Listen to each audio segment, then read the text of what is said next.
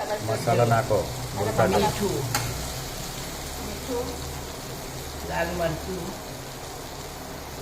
હળદર,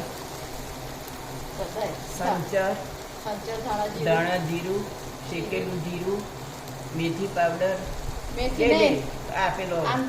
આમચૂર પાવડર, કસૂરી મેથી અને ધાણા જીરું બધું નાખીને થોડીક વાર મસાલા હતરાવા દેવાના.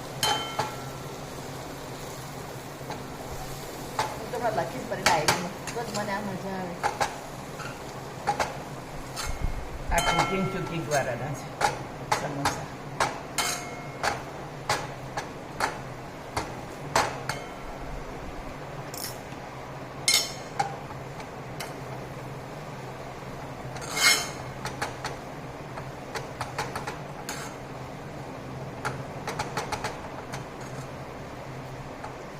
હવે આ નાખી દે.